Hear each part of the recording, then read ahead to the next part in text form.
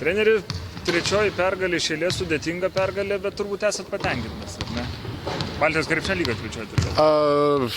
Taip, rezultatų pačią pergalę, taip, žinoma, esam patenkinti, tačiau kai kuriais momentais žaidime, ką buvom susitarę prieš varžybas, neįvykdėme, tai dėl to truputį gaila, nes buvo momentai, kada įgydavom persvarą, keletos taškų, padarydavom tas klaidas, apie kurias kalbėjom, kad negalima daryti.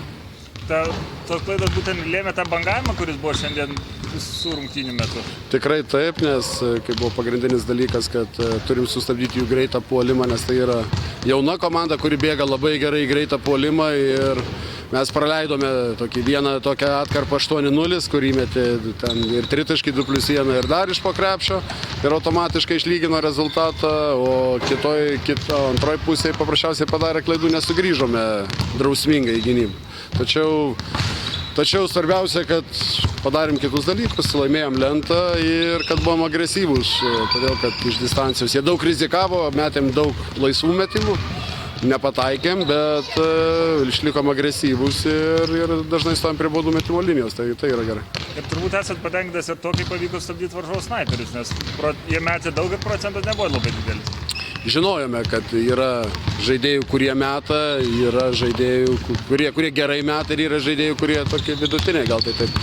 Nuo tų truputį gal rizikavome ten su pagalba, bet visumoje taip. Treneri, tokioj istoriniai gana arenoje iškovoti pergalę su Juventus komandas smagu? Žinoma taip, todėl kad paskutinį kartą šitoje arenoje buvau dar kaip žaidėjas ir žaidžiau prieš Maskvos Dinamą, kurios treneris buvo Davidas Blatas, taip kad labai malonu, aišku. Treneri, tos 3 pergalės iš eilės Baltijos krepšinio lygos starte, turbūt rezultatas irgi jūs džiugina, ne? Žinoma taip, todėl kad